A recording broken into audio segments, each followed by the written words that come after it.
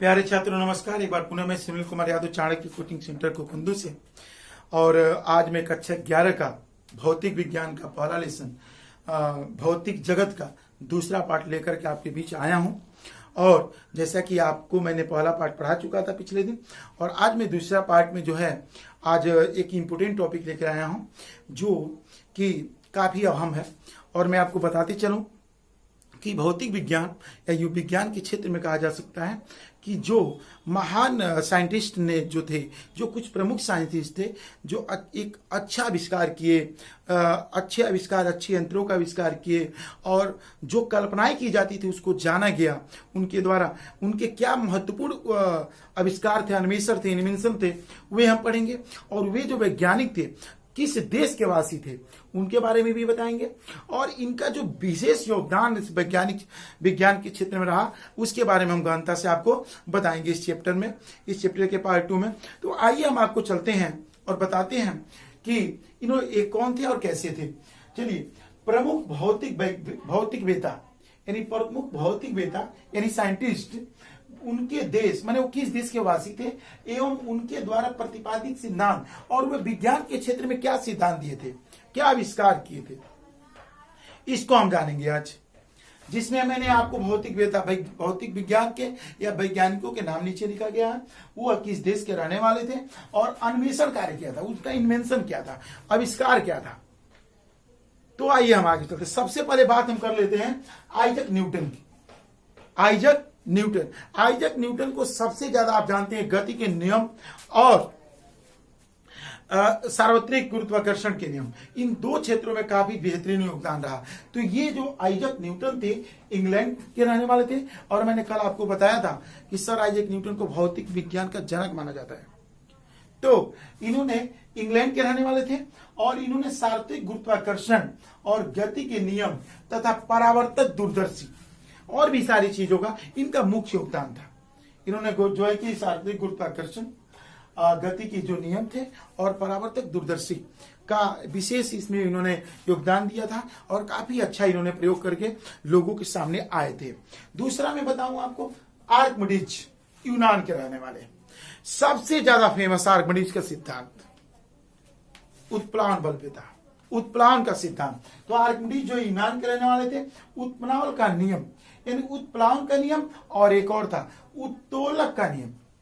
उत्तोलक का आपने पढ़ा होगा क्लास 9th में, उत्तोलक के बारे में। और मैं आगे चलता हूं। इसके बाद गैलीलियो के जब न्यूटन का फर्स्ट लॉ हम पढ़ते हैं तो उसमें आता है कि न्यूटन का जो प्रथम नियम है गैलीलियो का जड़त्व का नियम कहलाता है, यानी कि वो गैलीलियो का नियम है। तो जैसे इन्होंने जड़त्व का नियम दिया गैलीलियो ने, और मैंने बताया था कि विज्ञान में जो है कि के बारे में बहुत ही मेहनत किया था गैलीलियो ने।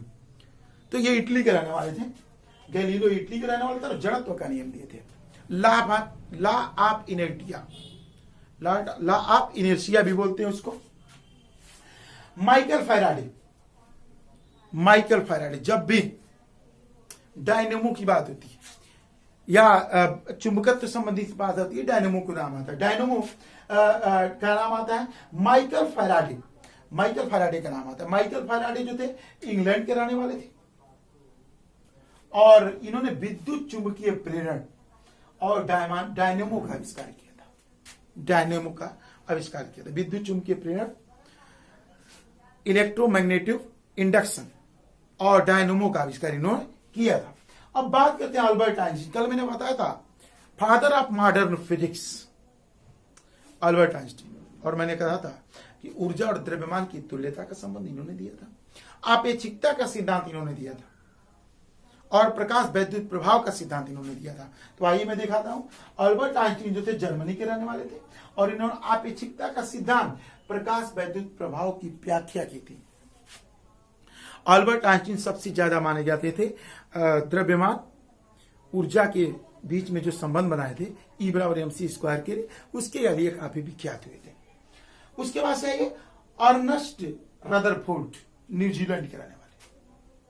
और आप जानते हैं कि अर्नस्ट रदरफोर्ड जो न्यूजीलैंड के रहने वाले थे, परमाणु के नाभिक की खोज की थी। अल्फा किरणों की जब बौछार की गई थी तो आपको पता होगा कि जो परमाणु को जो नाभिक थी उसकी जो है कि कंडीशन पता चल गई थी, और रदरफोर्ड ने परमाणु के जो नाभिक था उसका खोज किया था, जो न्यूजीलैंड के रहने वाले थे रदरफोर्ड। आप रदरफोर्ड का परमाणु मॉडल भी पढ़े होंगे। उसके बाद से आइए चलते हैं, ये डब्ल्यू के रांचन जर्मनी के रहने वाले थे। डब्ल्यू के रांचन जर्मनी के रहने वाले थे, और आजकल तो चिकित्सीय जगत में एक्सरे आप कहते हैं कि मुझे एक्सरे कराने जाना है। और आप देखे होंगे एक्स किरणों की जब आता है तो देखा जाता है कि हड्डियों के लिए ज्यादा जो है कि उसका यूज किया जाता है, क्योंकि एक्स की जो किरणें होती हैं हड्डियों को भेद नहीं पाती और चमड़ी को और मांस को क्या कर जाती है, भेद करके निकल जाती है, जो काफी कारगर होता है। एक्स किरणों की खोज की थी डब्ल्यू के रांजन ने। जेम्स चैडविक जो इंग्लैंड की खोज किए थे।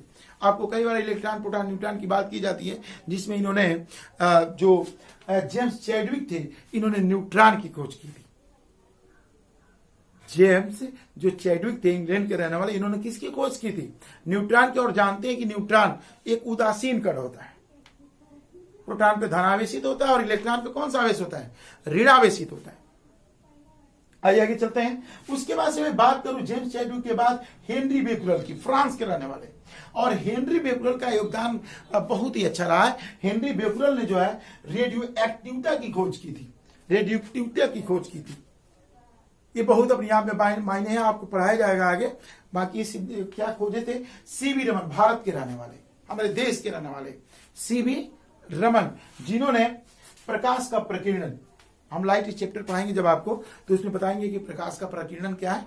फिलहाल इनको जिन्होंने प्रकाश के प्रकीर्णन के संबंधित रमन प्रभाव की भी व्याख्या की थी, क्योंकि सीवी रमन ने एक रमन प्रभाव दिया था। आगे हम बताएंगे आपको।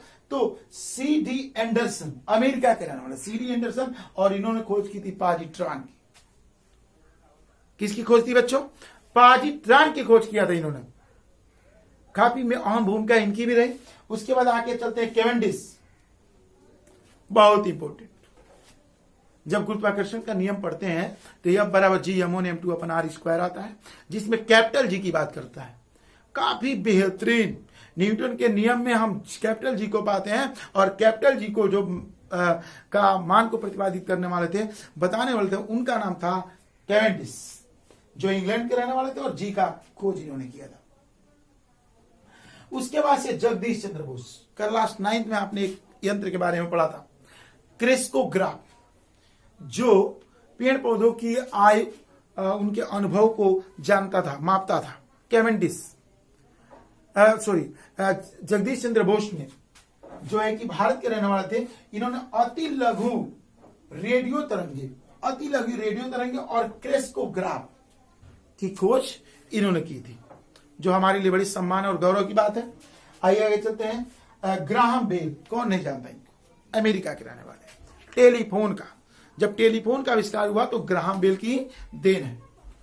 आइए आगे चलते हैं। उसके बाद से टेलीफोन, मैडम क्यूरी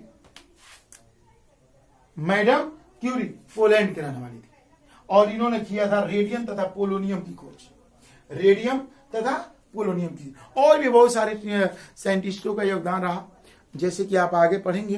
तो मैं आपको ये बताया, तो ये हमारे ऐसे व्यक्तित्व जो हमारे बीच आज तो नहीं है, लेकिन जिनकी खोज ने हमें एक दिशा दिखाई, विज्ञान के युग में चमत्कार करने के लिए, विज्ञान के युग में एक बेहतर कार्य करने के लिए। इसके लिए हम देख करके आगे चले, और प्रत्येक भारत के जो भी नवीयक है, तार्किक सोच रखता हो, तो कुछ बेहतर करने की जरूरत है, क्योंकि देश में वैज्ञानिक युग का जितना ही बेहतरीन सूत्रपात होगा, पूरी दुनिया आगे जाएगी, और कठिन से कठिन कार्यों को आसानी ढंग से किया जा सकता है, और लोग इस क्षेत्र में जी भी रहे हैं, आगे लोग मेहनत भी कर रहे हैं। तो बाकी हम अगले पार्ट में लेके मिलेंगे। प्यारे छात्रों, नमस्कार आपको।